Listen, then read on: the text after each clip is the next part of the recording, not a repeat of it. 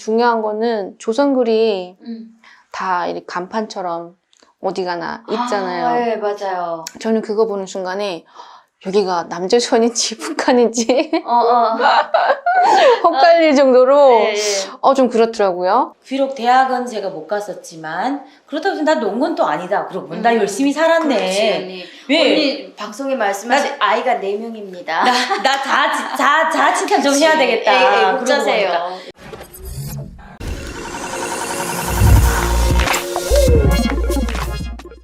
여러분 안녕하세요. 방울 인터뷰의 한유미입니다. 오늘은 김미소님을 모셨습니다. 안녕하세요. 안녕하세요. 네, 자기소개 부탁드릴게요.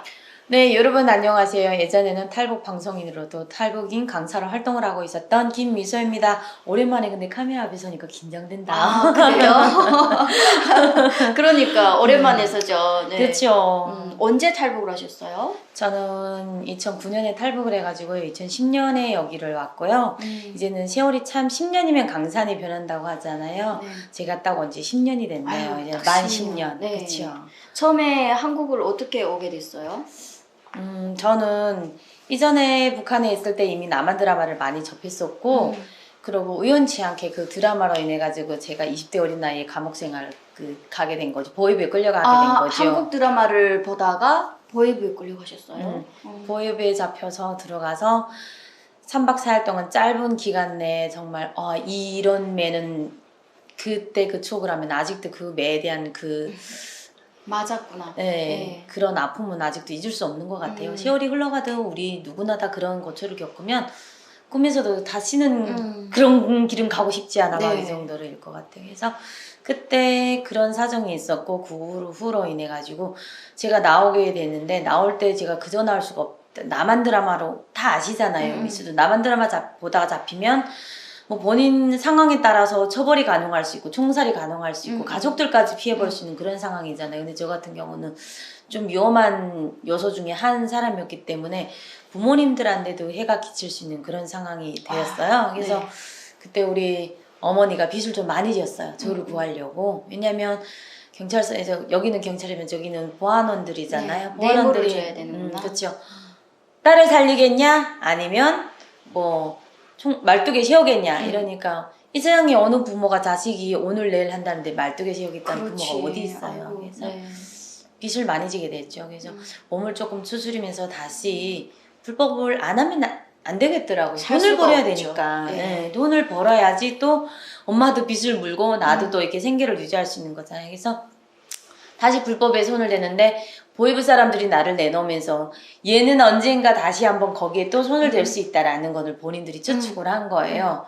위행이 붙었던 거죠. 몰랐어요, 저는. 그래서 국경연선에 있는 그 두만강에 와서 다시 이렇게 CD랑 받아가지고 포장을 해서 나가려고 했는데 저랑 같은 일을 하는 그 동기가 사인을 주더라고요. 뒤에 이렇게 위험한 상황이 따르고 있으니 빨리 상황 판단을 해라 라는 사인을 줘서 이제 잡히면 저는 물론이지만 또 저희 부모님들까지도 이렇게 안 좋은 상황이 되니까 어떻게 하지 하다가 그 중국하고 같이 거래하던 그 중간에 지인들을 통해 가지고 당분간만 우리 여기도 있지만 그쪽도 그런 거는 있잖아요. 윗동네도 공소시효기간이라는 기간이 있잖아요. 그래서 네가 한 몇 개월만 여기 나타나지 말고 피해 있어라. 그러면 나중에는 돈이라도 좀 더 드리면 그래도 괜찮지 않겠냐라는 조언을 주더라고요. 그래서 그래 그것도 일종의 맞는 방법이긴 하겠다 해서 그냥 하루 이틀 딱 그냥 고민을 하고 가자. 어디로? 중국으로. 네, 그때는 그러니까 처음에는 한국에 올 생각이 없었고 일단 중국으로 피신해 오셨네요. 당연한 거죠. 처음부터 탈북은 정말 계획지 않았던 거였어요. 그렇죠. 그래서 와서 잠깐 돈을 벌고 다시 가야지 라고 했던 길이 중국에 오고 나니까 그게 또 내 마음처럼 안 되더라고요. 맞아요. 환경 자체도 24시간 불이 안 꺼지는 중국에서 또 그러고 드라마를 마음껏 볼 수 있는 그런 상황의 유혹들이라든지 그러고 이제 다시 나가면 어떻게 돼야 될지 막 이런 그 수많은 그런 생각들이 막 엇갈리면서 안 되겠다. 그래서 또 루트를 통해 가지고 오게 됐죠. 2010년 2월에 여기 왔어요. 그러면 그 중국에서 살 때 한국이 남조선인 거는 알고 계셨어요? 대한민국이? 저는 원래 윗동리에서는 알았죠. 아, 그랬어요. 네. 어떻게 알았냐면 많이 깼다. 나는 몰랐었거든요. 나는 아. 남조선은 남조선이고 대한민국이라는 데는 대한민국이라는 데 있구나 이런 줄 알았어요. 근데 그거는 유미 씨 누구나 똑같지 않았을까요? 아, 언니도 그랬어요? 처음엔 다 그랬죠. 그러니까. 왜냐면 우리가 뉴스를 진행할 때도 남조선 괴뢰도당들 막 이렇게. 그렇죠, 그렇죠. 예. 근데 저도 그럴 어릴 때라든지 20대 초반까지는 그렇게 생각을 했었는데 남한 드라마를 접하면서 그리고 우리 시장에도 나오는 북한의 시장들에서 나올 때 보게 되면 그 40kg짜리 지대에다가 대한민국이라고 쓴 그 적십자 그래요? 쌀도 보내주고 저는 대한민국은 못 보고 적십자 봤어요. 십자가 있는. 이렇게 봤는데 네, 거기에 대한민국이라는 게 써 있어요. 근데 저는 그거를 어떻게 군수공장이다 그래, 보니까 맞아. 쌀들을 다른 데서보다 우리는 진짜 빵통째로 이렇게 해서 바로바로 이렇게 받을 수가 있었잖아요. 그래서 이게 남조선에서 보낸 쌀이다라는 거를 미리 알았었고 드라마를 통해서 북한에서의 주적이라고 하는 그 아랫동네가 여기 우리 쌀을 지원해주는 남조선이구나. 근데 초반에 이렇게 20대는 한창 호기심이 많고 궁금증이 많고 그걸 또 해소하고 싶은 그런 감정들이 되게 많잖아요. 쌀을 먹을 때는 좋고 돌아서서 드라마를 보면서 이제 전 유미 씨랑 똑같은 생각을 했어요. 남조선이랑 대한민국이란 나라는 따로 있나? 이렇게 생각했는데 드라마를 하나 보고 둘 보고 셋 보고 하면서 그 나라가 이 나라구나. 그걸 알게 됐고 드라마를 보면서 사랑의 설렘 이런 것도 조금씩 느꼈지. 그렇죠. 그럼 탈북 루트는 어떻게 오셨어요? 중국 똑같아요. 중국, 라오스, 태국 이렇게 거쳐서 중국, 라오스, 네, 태국, 방콕 수경소에서 몇 달 이렇게 있다가 근데 저 같은 경우는 좀 태국에서도 감옥을 여러 군데 갔었어요.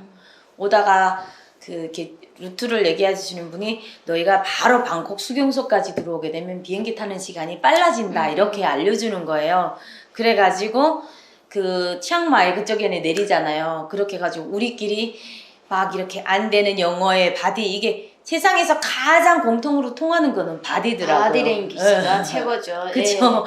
바디랭귀지 막 이렇게 하면서 이제 요 기차를 타고 방콕만 들어가면 이제 몇 시간만 들어가면 되는 것까지 차표까지 다 끊었어요. 차표까지. 근데 차표까지 다 끊고 역전해서 기다리다가 기차가 들어와서 기차 타러 가는데 진짜 있잖아 권총 이렇게 빼들고 총 빼들고 이쪽에서 오고 이쪽 오고 해가지고 가운데서 딱 잡혔잖아요. 그래서요. 그래가지고 그 원래 방콕에선 잡혀야 되는 거 아니에요? 방콕 가기 전에 이제 여기 기차를 타야 되는 거예요. 기차를 타고 이제 한 두세 시간만 들어가면 방콕인 거예요. 근데 그 들어가기 전에 기차표까지 다 매매를 하고 잡혀버린 거예요. 차에 타려고 하는데 저희를 실어줬던 택시가 가서 경찰서에 가서 저 사람들이 이상하다 하고 신고를 해버린 거예요. 네. 그 택시 기사는 브로커가 아니었나? 그 브로커가 아니 거기 매수한 사람 현지 사람이었거든요. 저희는 거기에 가서 이렇게 막 돌아다니면서 저희 같이 오는 일행 중에 중국어를 되게 잘하는 친구가 있었어요. 그래서 그 친구가 어떻게 막 이렇게 찾다 보니까 중국말 하는 그런 사람을 만났었고 어떻게 들어가야 되니까 버스 이렇게 타고 가야 되고 이렇게 타고 가야 되고 그냥 이제처럼 뭐 샹셴꼬 이렇게 하게 되면 아는 거야. 샹셴으로 가달라는 거. 그렇게 하고 개비머니 이렇게 하게 되면 돈을 주겠으니까 가달라는 거 이런 거를 막 중국어, 영어 이제 바디랭킹 막 이렇게 하면서 목적지까지 진짜 이제는 기차만 타면 이제는 되는구나. 된다라고 생각했는데 그 자리에서 진짜 이렇게 빼들고 양쪽으로 이렇게 해서 포위해가지고 그러다 보니까 다른 사람들보다 우리는 감옥을 여러 군데 더 갔어요. 한 군데, 두 군데, 세 군데, 네 군데를 거쳤어요. 몇 명이서요? 우리 6명이서 6명이서 둘 6명 8명이었나? 보자. 내 친구랑 둘이 언니 할머니 둘이 그래 6명 7명이 됐네요. 그때 일행이. 그래가지고 감옥에 들어가서 어떻게 했어요? 그때 참 잊을 수 없던 추억이 이렇게 그 우리로 말하면 자그마한 코 근처에 있는 경찰서에 잡혔었거든요. 네. 들어가서 거기에서 하룻밤을 묵었어요. 근데 거기 경찰서에 있는 소장인지 뭐인지 하는 사람이 그 한국 그 통역사가 온 거예요. 쟤네들은 아무리 우리라고 뭐라고 해도 모르니까 그 사람들이 알아서 경찰서에서 그 통역원을 부른 거예요. 현지 통역원을. 한국 사람이더라고요. 그리고 왔는데 막 이렇게 얘기하는데 돈을 내라, 벌금을 내야 된다 이러는데 우리 벌금이 없다 이랬거든. 돈이 없으니까 그렇죠. 벌금이 없다 이렇게 하니까 막 뭐라 하대요. 그렇게 하고 나를 보고 그 일행 중에서 나만 그 여기에 그 경찰서 소장인지 하는 사람이 나를 가지 말라고 한대요. 집도 다 얻어주고 여기에 태국이 국적을 해줄 테니까 가지 말아라. 언니한테 반했구나 그 순간에. 근데 네.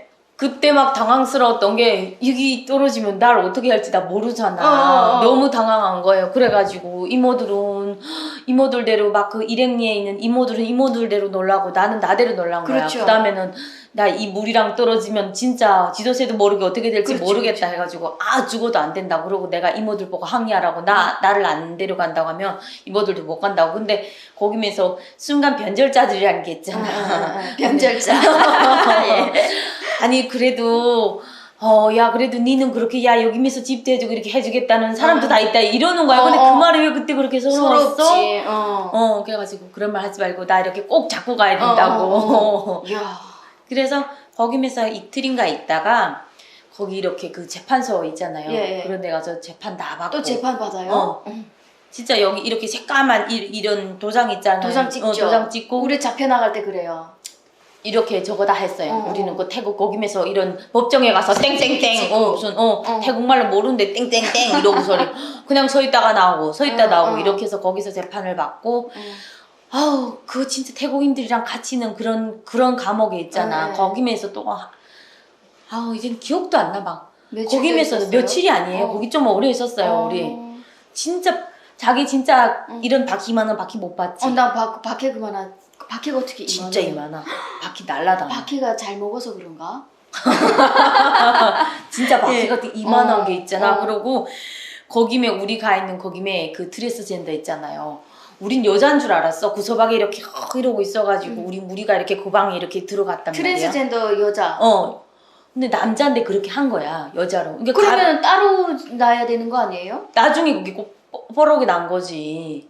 우리 처음에 가니까 이렇게 여자가 앉았는데 근데 여자인데 조금 못생긴 여자가 다 이렇게 생각을 했는데 우리 막 이렇게 거기서 며칠을 있다 보니까 모르면 자기는 이게 없대. 그래가지고 여자들이 또 약하면 이게 없어지잖아. 그래가지고 이게 너무 약하고 말랐으니까 이게 없는가 보다. 우리는 그렇게 하면서 거기면서 그래도 이거 먹어라 하면서 막 이렇게 한동안을 있다 보니까 친해진 거예요. 근데 나중에는 지질러 하는 게 이것도 했었고 이게 뭐예요? 이거 마야. 마야.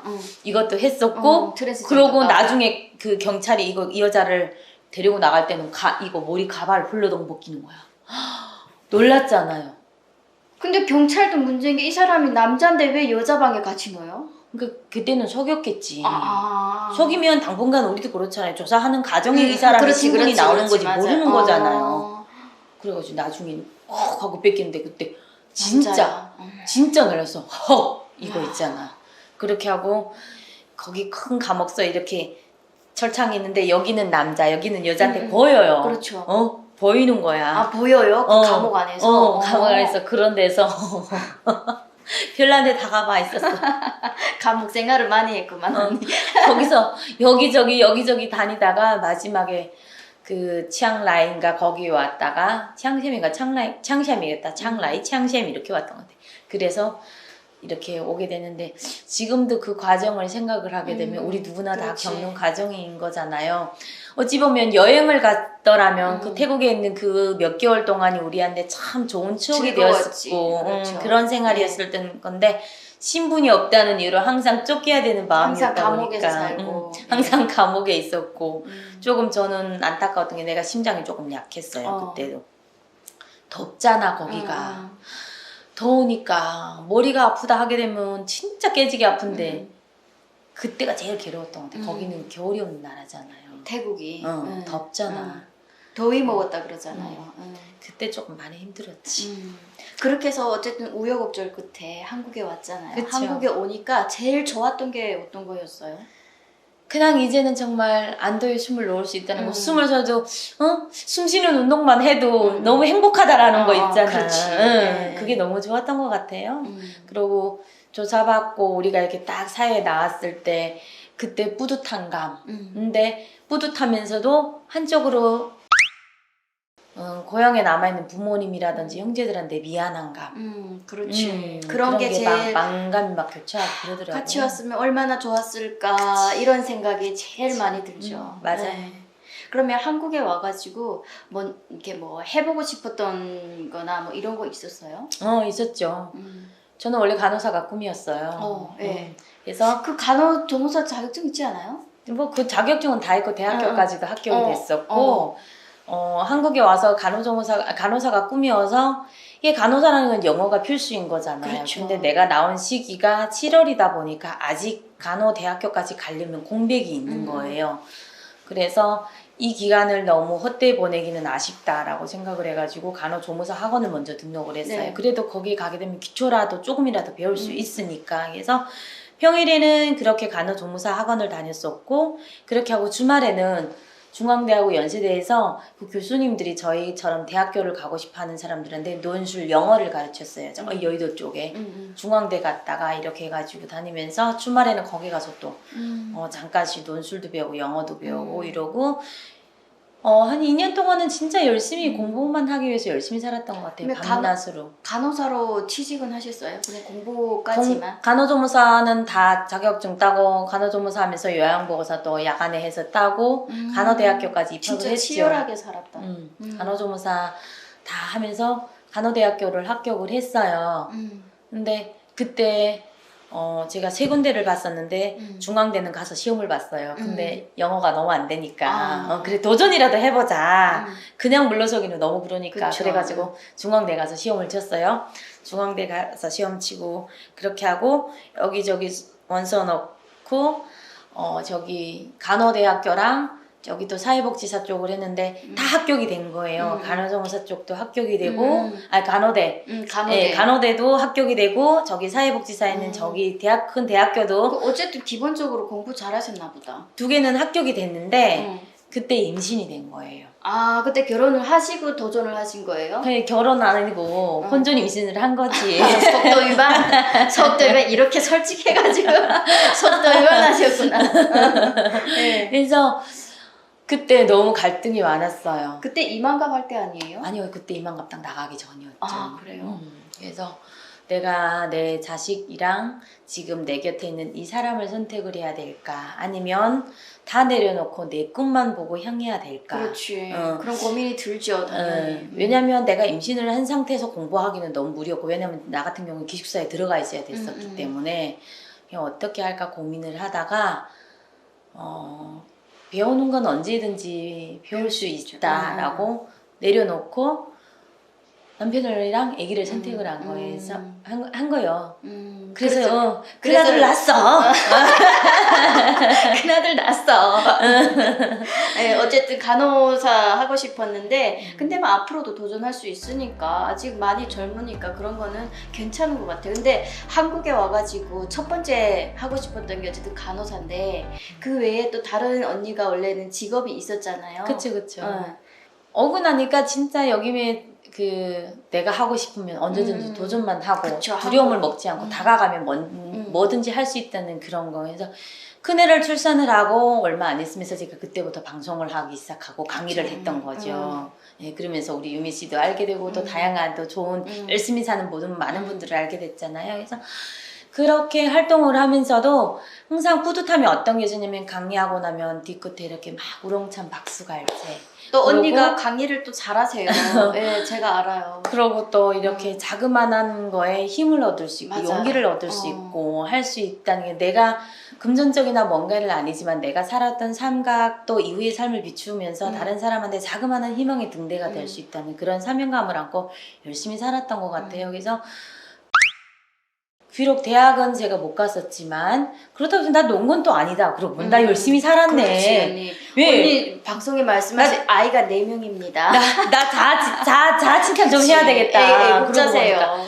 내가 우리 둘째를 낳고 그 공부에 대한 그 열등감은 그냥 있는 거예요. 그래서 내가 저기 사이버 대학. 사이버 대학교를 내가 신청을 했어. 2학년까지는 다녔어 열심히. 근데 또 그것도 성공은 못했어요.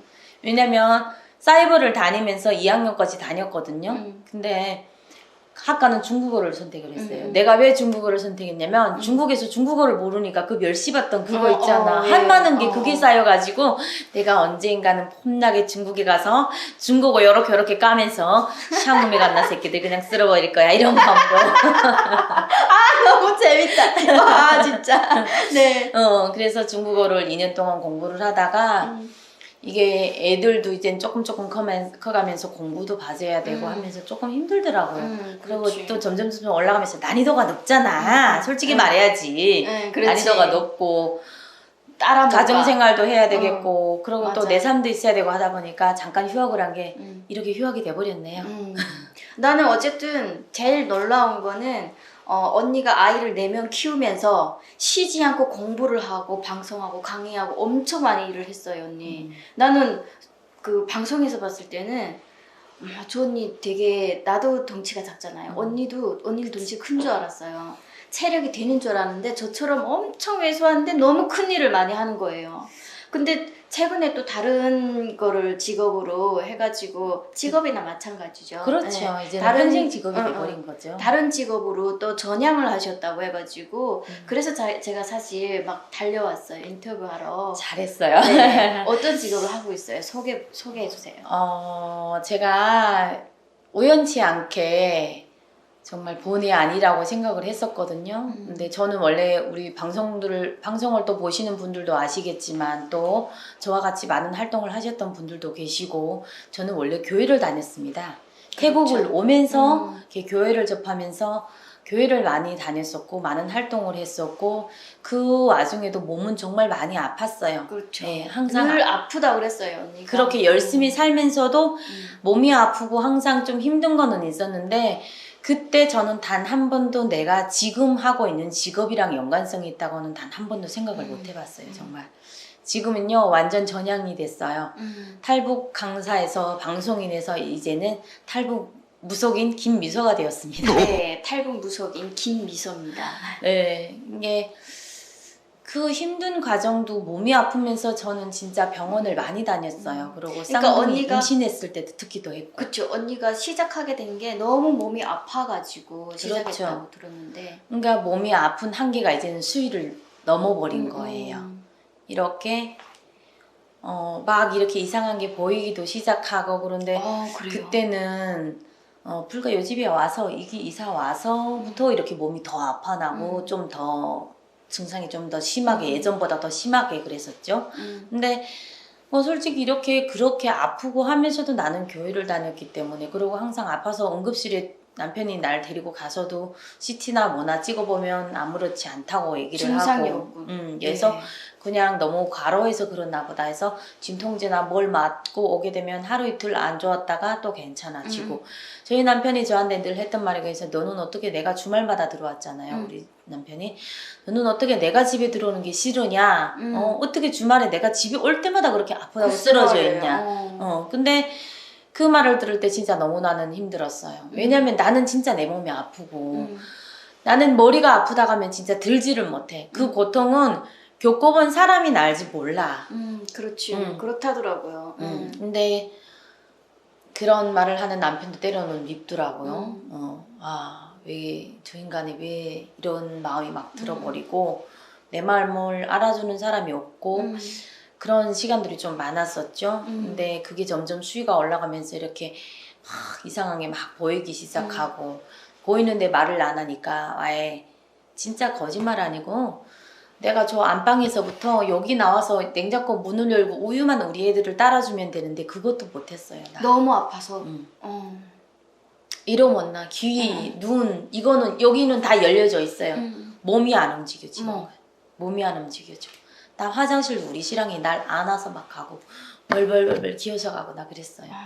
그리고 내가 아프다고 하면 아파서 이러면 나면 우리 신랑이 저기 지방에 그때는 큰 화물차를 했었으니까 이렇게 경기도에서 아래 지방 내려가고 올라왔다 이렇게 운송을 하다 보니까 다니잖아요. 근데 멀리서 내가 아프다고 하게 되면 한 300~400km를 공차로 올라오는 거예요.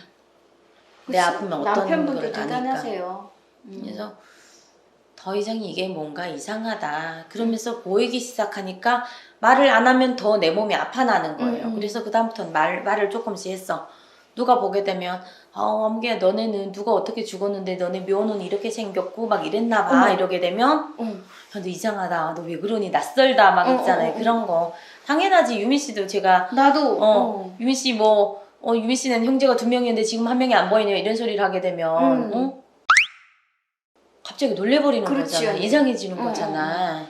그 다음부터는 이렇게 입소문 해가지고 사람들이 오기 시작하는데 이것도 우리가 운전면허 없이 운전을 하게 되면 불법인 거잖아요. 아 그렇지 언니. 여기서도 똑같아요. 여기도 그 무속인이 자격증이 있어요?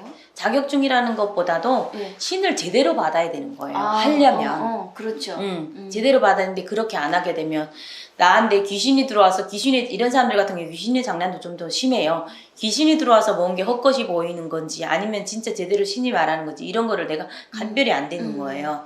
그러고 아예 알아듣게 되었고 내가 아는 지인을 이렇게 점사를 봐줬는데 1년 점이라는 게 있잖아요. 근데 또 사람마다 달마다 변하는 분들도 있어요. 분기마다 변하고. 점이. 1년 한 해 운이라는 것도 있지만 달마다 변하기도 하더라고요. 나는 그거를 가장 가까운 10년 지기 친구한테 자꾸 얘기를 해주면서 그 친구가 내가 야 저번에까지 봤을 때도 너네 이사하는 게 안 보였는데 이번에 너네를 보니까 너네 남편이 이렇게 노트북 가방 싸들고 부서 이동이 된다. 뭔 소리 하냐고. 그 친구 남편분도 되게 직책도 있고 안정적으로 국 항공장에서 청년 때부터 이렇게 해가지고 이제는 거의 뭐 과장, 이사 이런 직으로 있는 사람인데 내가 노트북 들고 부서 이동이 되는데 얘가 깜짝 놀라는 거예요. 일단 내 말을 들어봐. 부서 이동이 되는데 니네 남편이 부서를 이렇게 이동을 하게 되면 새로운 팀이 만들어지면서 너의 남편이 이제처럼 거기에서 이렇게 탑으로 올라선다. 내가 얘기를 했거든요. 근데 설마 하면서 그 친구가 그랬어요. 근데 불과 내가 말한 지로 한 달이 지나서 그런 말이 부서에서 막 오간 거야. 그러고 2달 만에 부서 이동이 됐어요. 딱 말한 대로 그렇게 됐어요.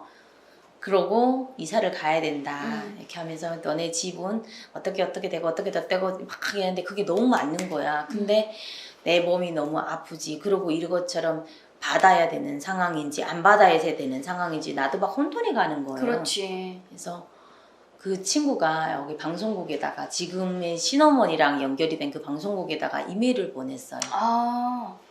이메일을 보냈어요. 이렇게 탈북을 해와서 열심히 산 이런 친구인데 헛것이 보이는 건지 진짜 이 길을 가야 되는 사람인지 본인도 나도 갈피를 못 잡고 솔직히 그런 상황이었어요. 그래서 방송국에서 의뢰가 들어온 거예요. 그리고 피할 수 신뢰를 없다. 받았어요. 피할 수 없으니까 가자 해서 했고 지금은 정말 나름대로 대한민국에서 가장 큰 그런 신엄마를 만났고 그리고 저희 신어머니 자체가 되게 정말 무속인으로서 저는 당당하게 말하고 싶은데 깨끗하신 분이셔요. 혜옥씨 말고 깨끗하신 분. 언니가 어쨌든 탈북해서 한국에 와서 이렇게 신을 모시고 계시잖아요. 네. 만약에 북한이었다면은 이게 가능할까요? 안 되죠. 네. 이제처럼 그래서 조금 제가 신을 모셔보니까 좀 더 안타까운 게 뭐냐면 북한 사람들도 이렇게 제대로 모셔서 제대로 하고 했으면 얼마나 좋을까. 저희 이모 같은 경우도 그게 신병이었는데 신병인 줄 모르고 지나다 보니까 20대에 결혼도 못하고 청춘으로 가셨거든요. 그런 부분에서 이것저것 생각을 해보면 지금 내가 이렇게 당당하게 신령님을 모시고 이렇게 신령님의 제자로 가는 것도 내 입으로 스스럼 없이 말을 할 수 있는 것도 정말 대한민국에서 가능한 그렇죠. 거고 그럼 앞으로 뭐 또 해보고 싶은 일이나 도전해보고 싶은 일이나 이런 거는 또 있을까요? 제가 도전해보고 싶은 거요. 도전해보고 싶은 거는 이 신의 제자의 길을 가면서 이제는 제가 어떻게 향로를 바꿀 수는 없습니다. 제가 신과의 약속이고요. 제가 살아있는 한 정말 신에 이렇게 점을 보러 오시는 분들은요. 다 힘들어서 오시는 분들이에요. 솔직히. 그렇죠. 그런데 이 제자가 신 앞에 맹세한 것처럼 어려운 사람들을 금전을 떠나서 도와줄 수 있는 거는 도와주고 정말 그 사람들이 정말 잘 돼서 성부를 봐서 선생님 고맙습니다. 감사합니다. 그 사람들이 이 대한민국에서 또 열심히 잘 사는 것 자체가 또 우리 대한민국의 큰 이바지가 아니겠습니까? 그렇죠. 그래서 제자의 삶을 살면서도 앞으로도 그렇게 열심히 살아갈 생각입니다. 네. 마지막으로 언니, 네. 우리가 언니 직업이 지금 무속인이잖아요. 네네. 무속인으로 삼행시 있어요. 정말요? 네. 와, 이거 그래서- 돌발이다. 뭐야? 그래서 네. 제가 운을 띄워주면은 네. 좀 잠깐 생각했다가 아니요, 그냥 가죠, 뭐. 아 그래요? 그러면 나 한번 한테 먹고 나야 되겠어. 이만감에서 삼행시 하면 또 김미석 아닌가요? 아 진짜 그쵸? 네 맞아요. 또 이만갑에서 또 활동을 진짜 열심히 했는데 그쵸. 언니가 예 그러면 마지막으로 언니 무속인으로 삼행시 아, 네 부탁해요. 제가 운을 띄우겠습니다. 네네. 네. 무엇을 알리요? 인간의 마음을. 석, 속마음이 보일까요? 인, 이렇게 볼 거예요. 인. 인간의 마음이 아닌 신의 눈으로 여러분들의 밝은 미래가 되어드리는 두화신당이 되겠습니다. 여러분 감사합니다. 우와 최고. 너무 잘했어요. 그래요? 네. 그냥 나온 대로 했어요. 이야. 언니 오늘 인터뷰 응해줘서 너무 감사합니다. 네 그리고 앞으로 신을 잘 모시고 이제 힘든 사람들을 많이 도와주시기를 바라겠습니다. 아유, 오늘 또 이렇게 우리 방울TV 우리 유미 씨랑 함께하는 시간에서 저도 너무너무 감사했고요. 네. 그리고 앞전에 말씀드린 것처럼 어렵고 힘들 때 이제처럼 때로는 인간의 힘보다는 신의 힘이 위력함을 저는 더더욱 많이 깨우치고 있거든요. 언제든지 두화신당 찾아주시고요. 하루하루 행복한 날들 보냈으면 좋겠습니다. 안녕하세요. 안녕하십니까. 네, 반갑습니다. 반갑습니다. 아주 핫하게 인사하는 아리따운 여성분을 모셨습니다. 본인 소개 부탁드릴게요. 네, 안녕하세요. 저는 이제 한국 온 지 10년 차 김미성이라고 합니다. 네. 반갑습니다. 반갑습니다.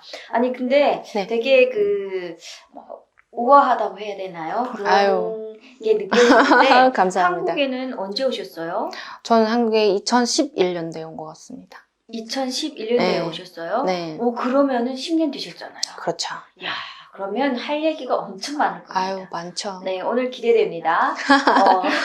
북한에서는 그러면 계실 때 어떤 일을 하고 사셨어요? 사실 저는 고향에 있을 때는 학생이었어요. 고향이 어디세요? 저는 온성이에요. 온성. 네. 함경북도 온성. 네. 학생이시다가 탈북하게 되신 거예요? 그렇죠. 그런데 사실은 우리 북한에서 살다가 보면은 내가 학생이다라고 해서 공부만 계속 하는 건 아유, 아니잖아요. 그렇죠. 네. 뭐 장사를 하던가 어떤 일을 하셨는데 어떻게 사셨어요? 맞습니다. 거기서는? 저는 일단은 그때 이제 고등학생이라 하죠, 여기서는. 네, 고등학생 때 학교를 좀 다니긴 했으나 조금, 네, 하면서 뭐 흔히 말하는 생계를 위해서 예. 장사를 했었죠. 장사를. 그럼요. 주로 어떤 장사를 하셨어요? 아이고, 저는 막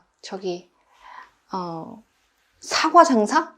사과 장사. 네, 오. 사과 장사를 음. 큰 우리 이제 도매시장 같은 데 가서 뛰어다가 이제 동네 이런 북한에서는 장마당이라 하잖아요. 네. 네, 장마당에서 이제 파는 거죠. 야, 몇 살 때 그렇게 파셨어요? 그때는 17살이었죠. 하긴 뭐 저도 뭐 한 13살, 14살 때 그렇게 했었으니까 뭐 17살 때 저는 북청이었는데 온성이면은 사과가 안 나는 고장이 아니에요? 잘 안 나와서 되게 귀했어요. 음. 사과가 좀 질도 안 좋다고 말하죠. 다 흠이 가고 썩고 이제 겨울이다 보니까 얼어서 그렇죠. 네, 해서 맞아요. 근데 온사과가 맛있는데 또. 맛있죠. 맛있고 또 비쌉니다. 네. 네. 그러니까. 네. 어쨌든 북한에서 학생이었지만 음. 공부보다는 장사를 그렇죠. 더 많이 한 그렇죠. 김미성 씨인데요. 네. 그렇게 북한에서 쭉 사시다가 그러면 뭐 학생이지만 쭉 살다가 이제 탈북하게 된 계기는 그거는 일단은 왜 우리가 계기라기보다는 여러 가지 많은 목표나 어린 나이지만 목표나 또 비전이 없잖아요. 예, 장사도 사실상 안 됐고 여러 가지 해서 어떻게 오다 가다 우연히 만난 사람이 있어서 예. 예, 어떻게 보면 같이 중국으로 가자 해서 오게 됐죠. 오다 가다 만난 뭐 아는 사람도 아니고 그렇죠. 그냥 이렇게 네, 장사하면서 알게 된 사람. 알게 된 사람. 그분이 부르고 오신 거예요?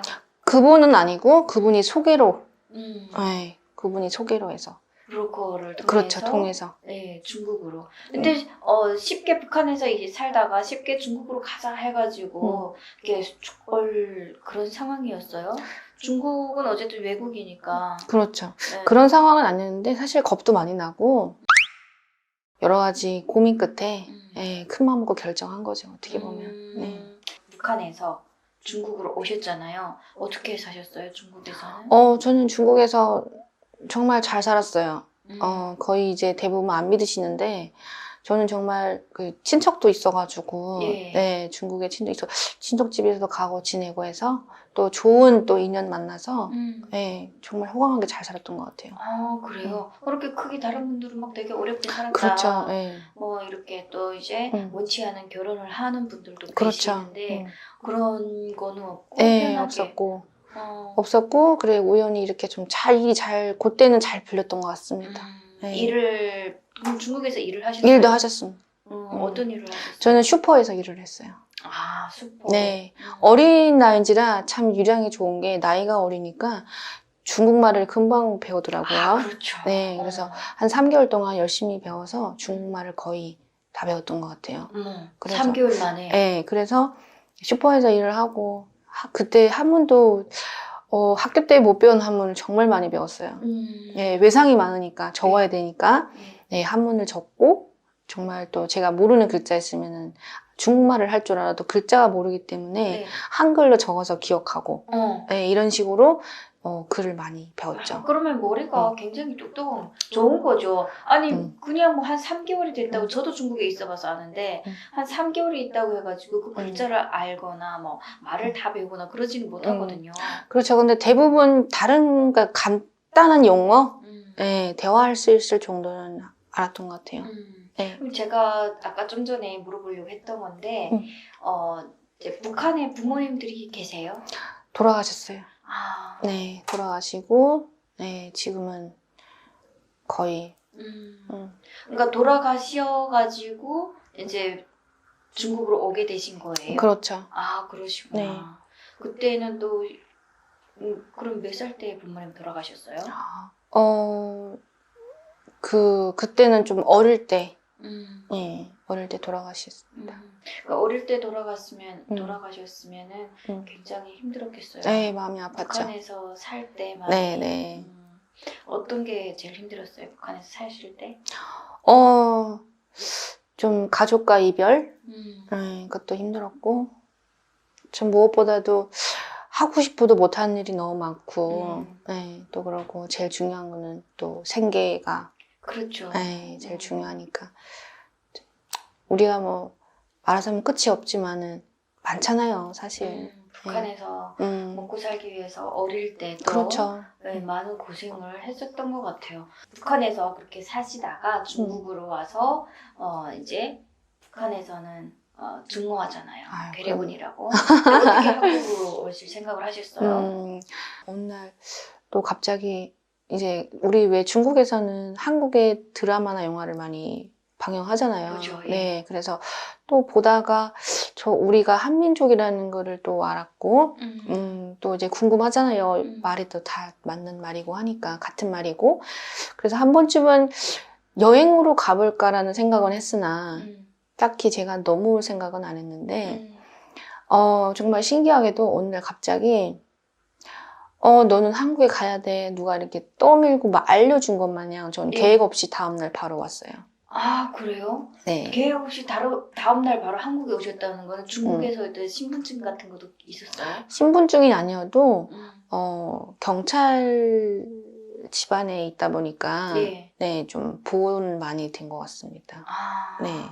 바로 비행기 타고 오셨어요? 그렇진 않아요. 그렇진 않고 또 이게 사람 이 연법이 참 중요한 게요. 살려고 하니까 그런 인연이 많이 생기더라고요. 네, 그래서 또 좋은 분 만나서 또 이제 한국에 이런 길을 알게 돼가지고.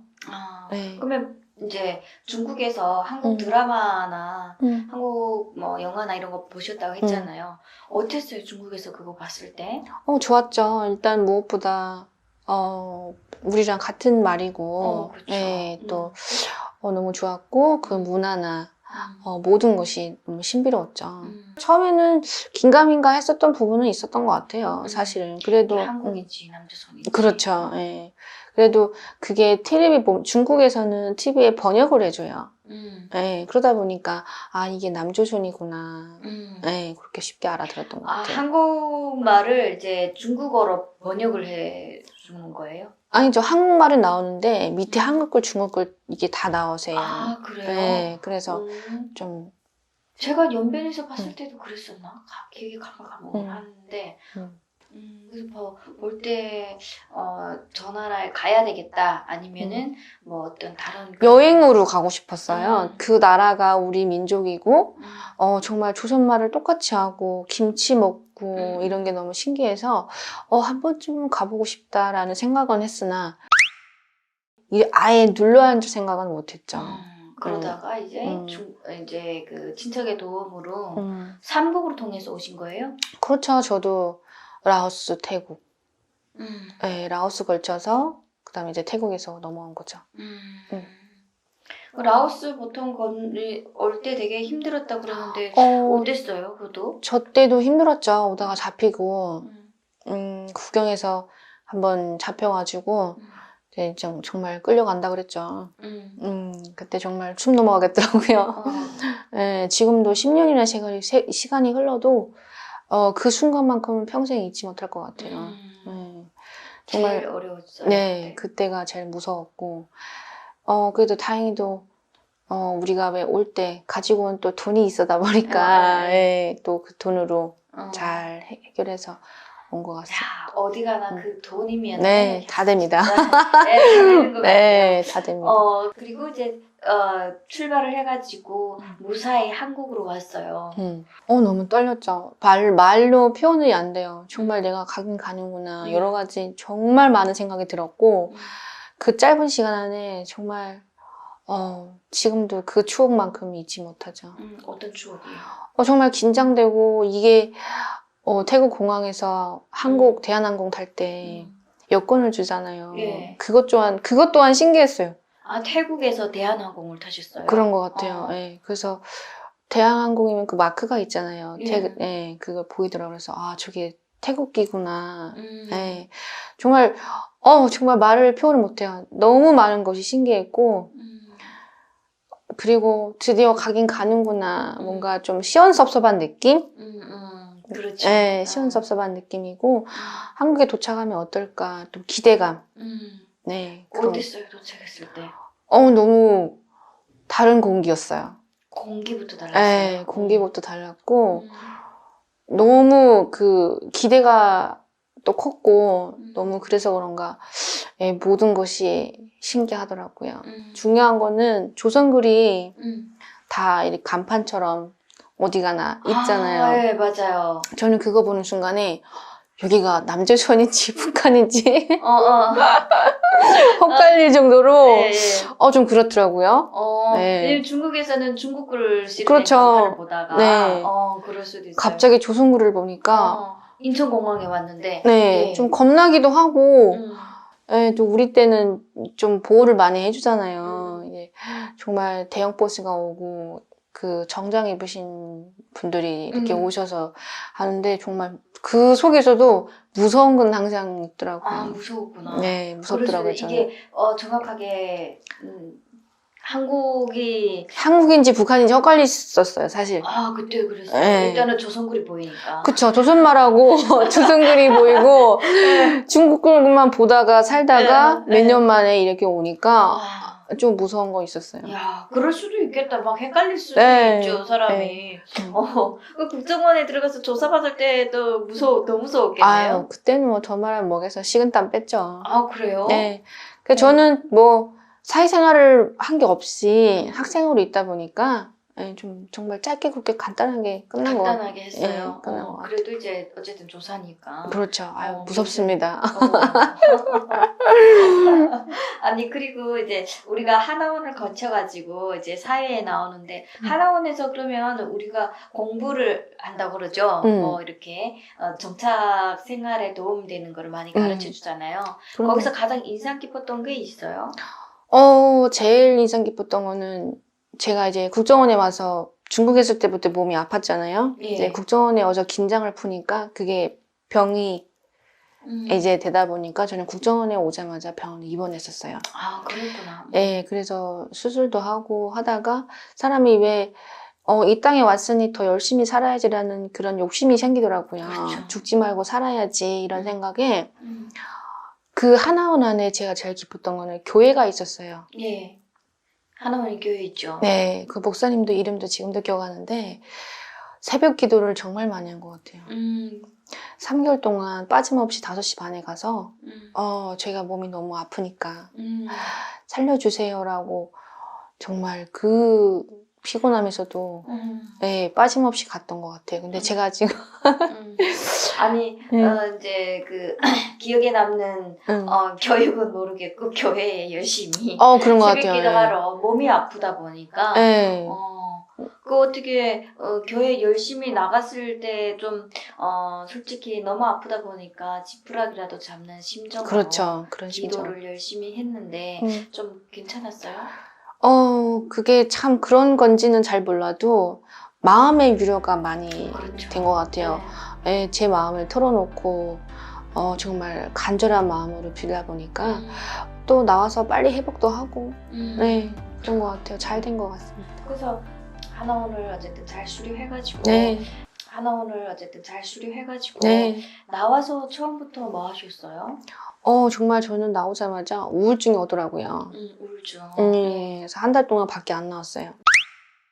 정말 우울증이 와가지고 너무 괴로웠어요. 그때 나이가 몇 살이었어요? 21살이죠. 21살 때 엄청 어릴 때 네. 나오셨네요. 어렸는데 나이만 어리지 그냥 세상 또 살아가자니 너무 또 막막하기도 하고 제일 제일 어려웠던 거는 외래어를 많이 쓰잖아요. 예. 그래서 택시 탈 줄도 모르고 어. 버스 탈 줄도 몰라서 중국어가 오히려 더 쉬워. 예, 그립더라고요 나름 더 중국이. 어. 예, 그래서 정말 여러 가지 그런 시작이 너무 힘들다 보니까 우울증이 와서 한 달 정도 방구석에만 있다가 예. 동네 아파트 앞에 김밥집이 있었어요. 예. 그래서 김밥집 새벽 알바로 음. 네, 알바를 열심히 하고 또 우리는 탈북민들은 왜 나오면은 바로 또 교육을 하잖아요. 학원 다니고 네, 또 학원 열심히 다니고 네, 그렇게 하고 또 회사도 취직도 많이 해보고 근데 주로 새벽잠이 없으신가 봐요. 기도도 새벽에 하고 김밥집도 네, 새벽에 그때는 나가고. 예, 좀 그렇게 잠이 없었던 것 같아요. 보통 21살 때면은 친구들도 이제 같이 몰려다녀 그때는. 맞아요. 뭐 기수끼리 몰려다니고 맞아요. 뭐 서로 다 잘 모르니까 그래도 같이 다니면은 좀 의지가 되니까 맞아요. 그런 걸 전혀 없으셨나 봐요. 있었어요. 저희도 4명씩 자잖아요. 한 방에서. 그러면 이제 같은 나이 또래로 주로 이렇게 배정해 주죠. 네. 근데 나름 뭐 거기서 재밌게 그런 추억도 없지 않아 있죠. 그래서 나와가지고 같이 이렇게 다니지 하고. 지금은 연락이 안 됩니다. 나도. 아니 그쯤 되면은 저도 연락하는 사람이 잘 없어요. 네. 아니 그러면 김밥집에서 처음에 그 일을 하실 때 어려운 점이 없으셨어요? 너무 많았죠. 김밥이라는 걸 처음 보고 눈 달려서 처음 봐. 네. 무슨 야채가 이렇게 많이 들어가 싶고 그렇죠. 서툴어서 김밥이 터지고 손님은 빨리 달라고 그러고 이모님은 왜 그러냐고 막 화를 내고 정말 힘들었어요. 그러나 제일 고마웠던 거는 제가 오늘 이 자리에 빌어서 말을 하는데 제가 솔직히 북한에서 왔다고 말씀을 드렸어요. 네. 근데 이모님이 정말 딸처럼 딸처럼 잘해주셨어요. 네, 그래서 한국의 문화도 많이 가르쳐주고 어떻게 보면은 저희 첫 시작을 그 이모가 알려주지 않았나. 네. 네, 너무 감사하다는 표현을 하고 싶네요. 네, 되게 고마운 이모님이네요. 네. 또 이모님 입장에서도 고마운 게 아니라 이뻐하실 수밖에 없어요. 나이가 어린데 아니 새벽에 다들 자는 시간에 나와서 김밥집에서 김밥 싸면서 열심히 살아보겠다고 하니까 예뻐 보였을 수도 있어요. 그렇죠. 네. 그래서 오히려 또 불쌍하다고 생각했었고 많이 또 위로도 해주시고 네, 너무 고마운 분이었죠. 네. 그러면 김밥집을 어느 정도 하셨어요? 6개월 동안 했습니다. 그래도. 오래 하셨네요. 네. 학원 다니시면서. 네, 학원 다니시면서 하고, 학원 수료하고 이제 1년 정착이 되고 나서 이제 회사를 다녔죠. 네. 네, 어떤 회사?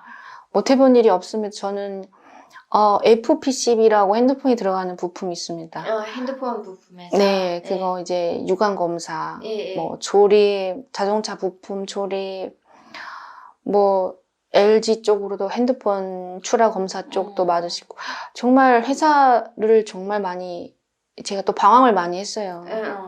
그러실 네. 수도 있죠. 평택, 평택.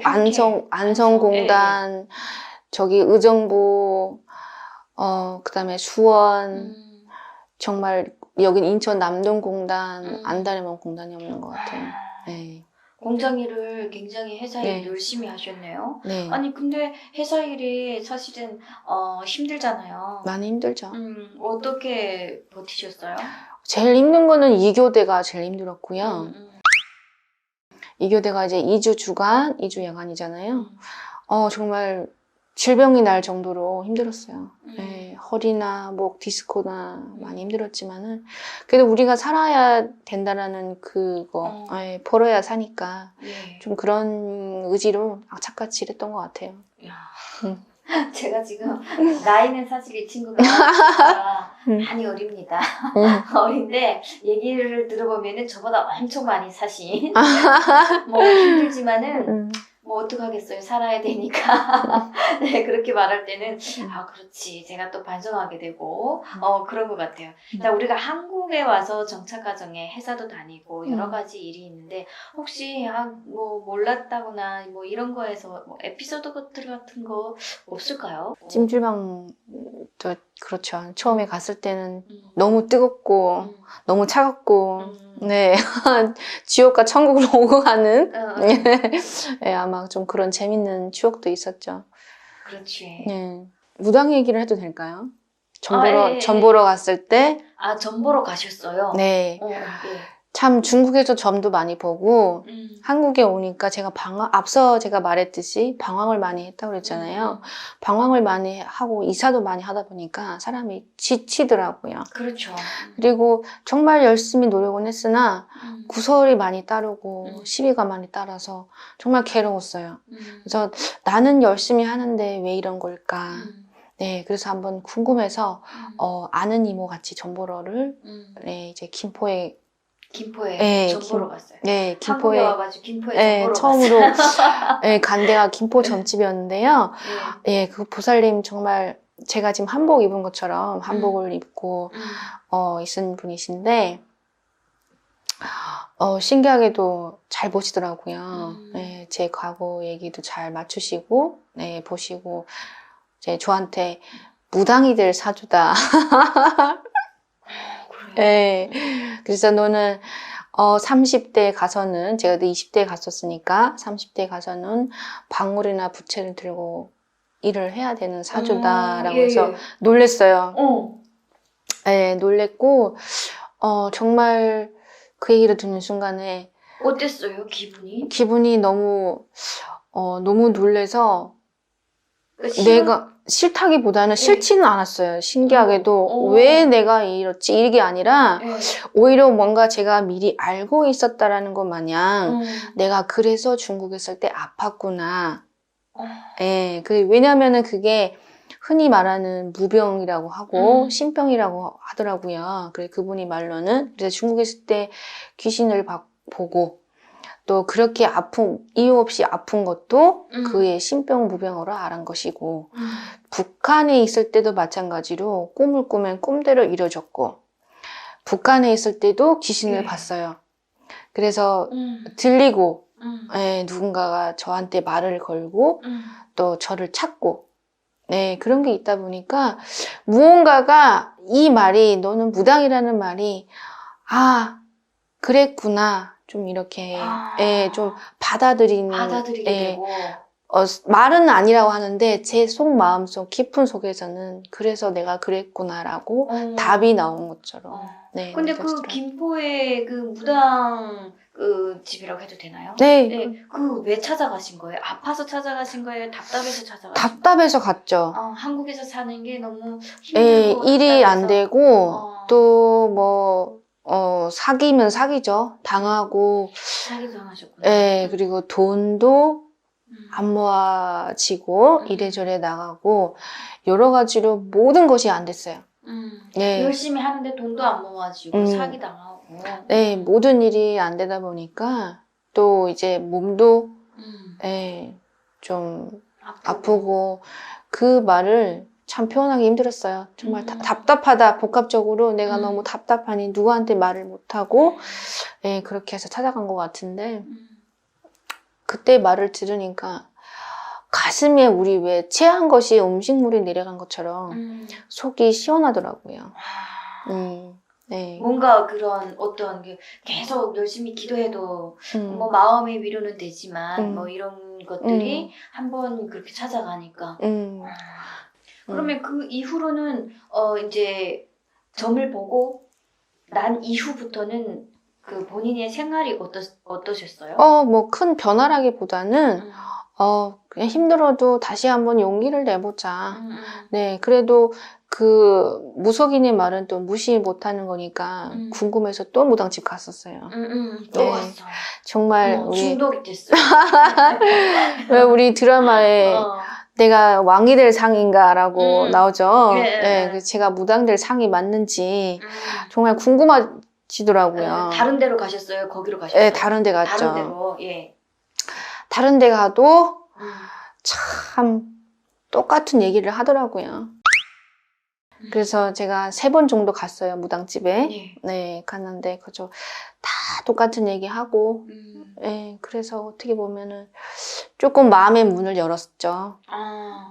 그 전에는 사실은 내가 꿈꿔도 이제 그게 그대로 이제 현실로 이제 나타나고 뭔가 귀신도 보이고 이랬는데 약간의 본인이 약간의 내가 좀 뭐 예를 들면 손금도 좀 벌 줄 알고 관상을 좀 벌 줄 안다 이런 거를 좀 평소에 느꼈어요. 가지고 있었나 봐요. 네, 제가 손금은 못 보는데 사람을 이렇게 보면 나도 모르게 말이 나오더라고요. 그래서 저기 평상시에 네, 그래서 회사 언니들하고 우리 수다 떨고 많이 하잖아요.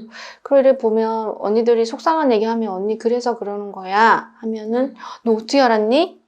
네, 돗자리 뭐 깔아라 이런 얘기 좀 조그만 게 어떻게 알았냐 네, 이러고. 그런 얘기들을 좀 들었었죠. 그래서 저는 예감을 했었죠. 어떻게 보면 정말 많은 경험을 했었죠. 우리 시청자 여러분들이 갑자기 한국 전차 얘기를 하다가 굿 뭐 이렇게 하면 눈치를 채셨는지 모르겠지만 네. 인물 인터뷰가 사실은 뭐 무당이나 뭐 기독교나 뭐 이런 종교적이나 이런 게 없습니다. 사람이 어떻게 살아가는지 탈북민들이 어떻게 살아가고 있고 어떤 직업을 하고 어떻게 이렇게 뭐 현재 살아가고 있는지 이런 거를 인터뷰하는 거기 때문에 뭐 부담스럽게 듣지 않으셔도 될 것 같아요. 우리 김민성 씨는 또 잘 살고 있다가 이런 직업을 가지고 우리나라에서 북한에서는 안 되지만 우리나라에서는 직업이지 않습니까? 그래서 이런 직업을 가지고 무당이라고 얘기해야죠. 네. 무속인이라는 직업을 가지고 이렇게 살고 있기 때문에 뭐 부담스럽다 뭐 또 그런 분이 계실 거예요. 댓글로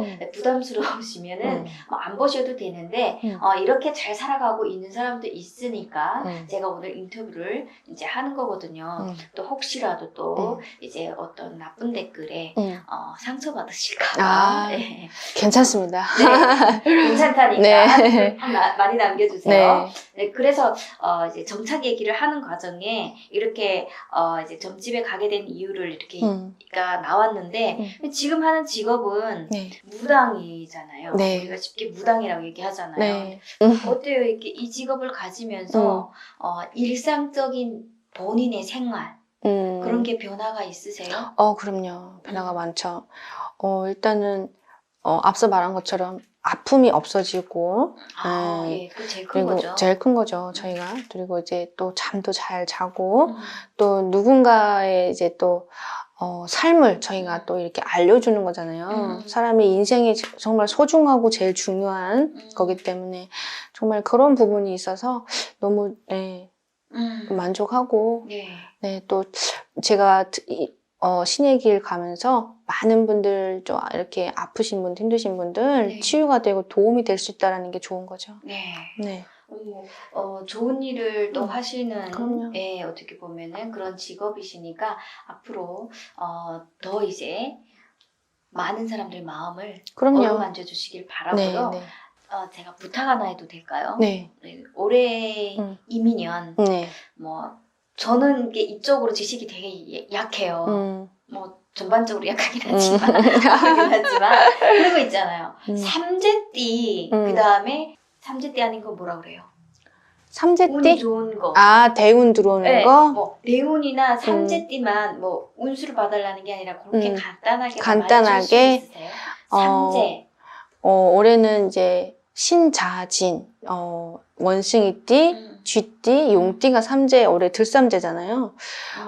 이제 삼재라고 하면 기본적으로 재수가 안 좋다, 나쁘다라고 보시면 돼요. 그렇죠. 그래서 흔히 들삼재에서는 거의 많이 안 치시는데 들삼재에서 또 유별나게 그 삼재 액땜 하시는 분들이 있습니다. 근데 제일 조심해야 될 점은 일단은 돈 거래, 돈 거래. 네, 그리고 문서를 안 잡는 게 좋고요. 그리고 이제 문서라고 하면 이사도 그렇고 뭐 원래 들삼재는 이사를 안 해요. 예. 안 좋고요. 그리고 사업 문서, 그리고 사람을 조심해야 되고 사람이 들어가고 나가면서 또 그 예군이 네. 치기 때문에 조심하면 좋고요. 제일 중요한 거는 사람이 조심하지만 또 딱히 우리가 살다 보면 정신이 없다 보니까 그렇죠. 조심 못하는 부분들이 많으세요. 그래도 이렇게 팩트로 말씀을 드렸을 때 조심하면 또 나쁠 거 없으니까 네. 우리 삼재분들, 우리 여기 선생님 여기 저기 구독자분들 예. 삼재 다 조심하시고요. 예. 무엇보다도 우리 이민년이 들어서 우리 많은 분들이 이제 코로나 때문에 얼마나 힘들어요. 많은 분들이 지치시고 정말 또 제일 문제인 게 금전적으로 또 힘드신 분들이 많으신데 오늘 제가 무속인으로서 오늘 좋은 말 함으로써의 네. 좋은 기운 받아가서 우리 시청자분들 이민들이 다들 좋은 일만 생기기를 저는 바라는 네. 때입니다. 이제 좀 삼재를 얘기하셨는데 네. 마무리 지어가지고 대운을 또 얘기하셔야 되거든요. 아, 그래요? 네. 대운은 네. 우리가 아까 예를 들어서 37세 분들 예를 들면 37세. 네, 37세, 그리고 47세, 57세. 자, 이분들이 이제 성주운이 들어오면서 조금 올해 좋은 기운이 있으세요. 칠자가 들어가면 좋은 거예요. 예, 그래 들어오시는데 요 분들이 다 들어오진 않아요. 내 이 해가 바뀌면서 이민년하고 저하고 맞는 기운이 있으면 그 운에 따라서 대운이 들어옵니다. 아, 그래요. 네, 우리 칠자 들어가신 네, 나이에 네. 37, 47, 57, 네. 네. 27도 괜찮아요. 괜찮죠. 그러나 네. 그분들은 아직 시작이 단계이기 때문에 네. 대운이라기보다는 일은 잘 된다고 보면 되죠. 네, 꼭 기억하시길 바라겠습니다. 네. 네, 끝으로 우리 모란 선녀님 아까 전에 먼저 인사를 하셨지만 네. 마지막 인사 우리 시청자 여러분들께 부탁드려요. 그래요. 저는 이제 인천에서 신을 모시고 있고요. 네, 정말 올해 이민년에 이제 초반이잖아요. 정말 한 해 다들 좋은 일만 가득하고 또 우리 시청하시는 분들 좋은 기운 많이 받아가세요. 감사합니다. 네, 감사합니다. 저희가 밑에 전화번호를 남겨드릴 테니까 혹시라도 궁금하신 점이 있으시면 모란 선녀님께 상담 받으시길 바라겠습니다. 네. 네, 오늘 인터뷰 되게 그 주제가 많이 무거웠지만 네. 그래도 성실하게 잘 답변을 해주셔가지고 너무 감사합니다. 네. 네, 여러분 즐겁게 시청하셨다면 구독과 좋아요 꼭 부탁드리겠습니다. 감사합니다. 감사합니다.